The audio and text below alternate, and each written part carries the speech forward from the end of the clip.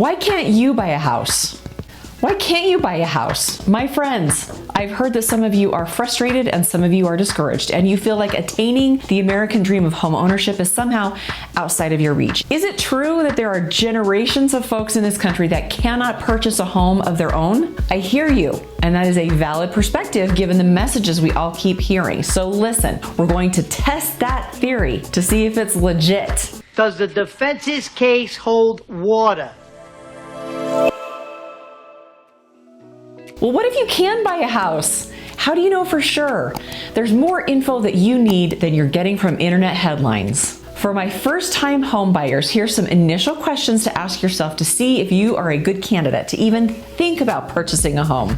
Number one, are you in a location where you want to stay for a few years? If you're moving around a lot, maybe it's not a good fit right now. Number two, how much are you paying in rent? Can you get a mortgage that is close to that amount, still affordable for your budget, or can you house hack and still make it affordable? Number three, is there a loan program that's going to work for your situation and lifestyle? For example, FHA loans only require 3.5% down. Conventional loans are 5% down. And you guys, some areas still have zero down loan programs. Number four, what are your expectations for a home? I work with many folks who have a long checklist of their perfect home, but I want you to remember this one doesn't have to be your perfect home, okay? This is just one to get you started.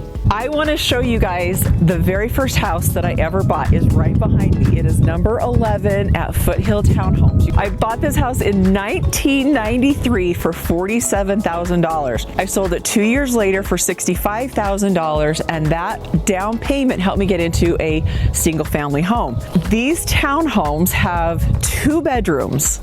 They have 1 bath that is shared between those 2 bedrooms, and they have a half bath downstairs. There's no covered parking. It is not a walkable neighborhood, but it was enough to get me started. I had an over 8% interest rate on that loan. Guess what this property would be worth today if it was on the market? Just guess.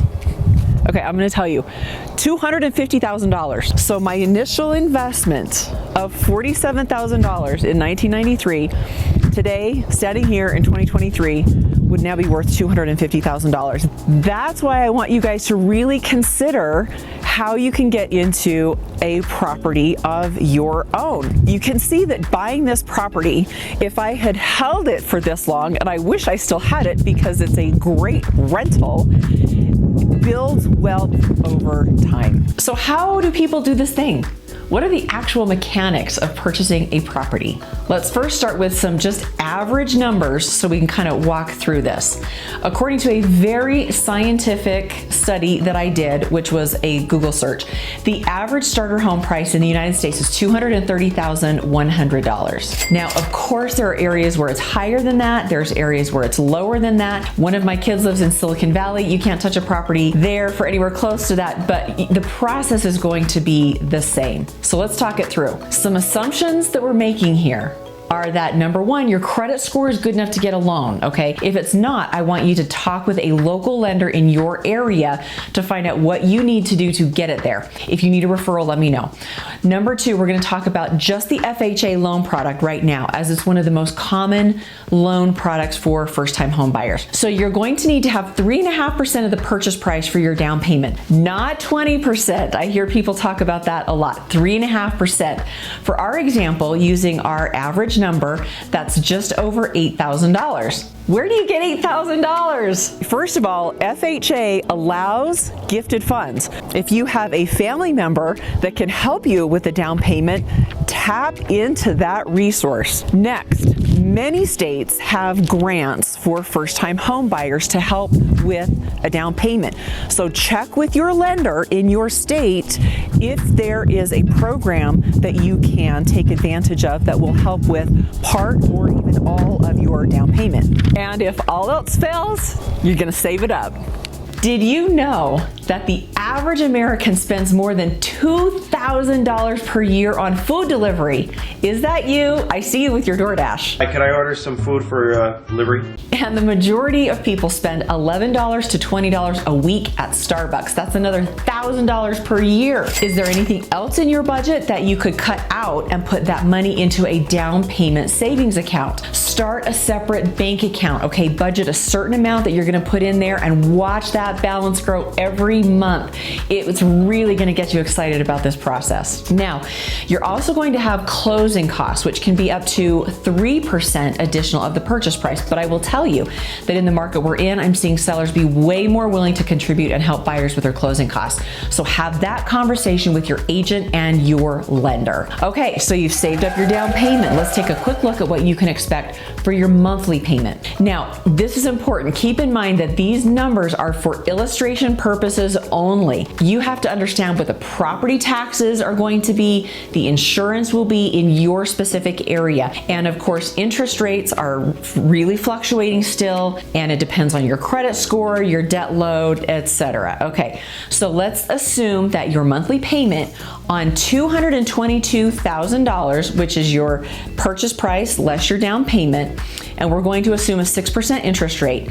So your principal and interest amount is going to be $1,331. Now, with an FHA loan, you're probably going to have PMI. That's going to be $157 a month, assuming about $160 for property taxes in that payment, and then $50 for your home insurance. That is less than $1,700 for your monthly payment. Now, how does this compare to rents in your area for a similar property? In my area, that's equal to or maybe only slightly higher than market rent in a townhome. How does that compare? I'd love to know. Leave me a comment. All right, so now you are ready to enjoy all the benefits of home ownership.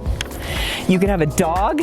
You can hang pictures wherever you want them. Owning real estate is a hedge against inflation. Your monthly payments are going to be predictable. You're not going to have to worry at the end of your lease how much your rent payment is going to go up. It's going to be consistent for the whole entire life of that loan. It can also potentially have some income tax benefits as well. So talk to your CPA to see if that is something that will be a benefit to you.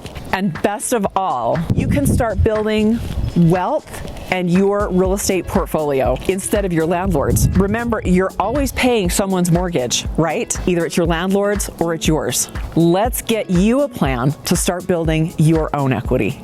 Do you have additional questions? Can I help you with a plan? Please leave me a comment or reach out. Have a great one. We'll see you soon.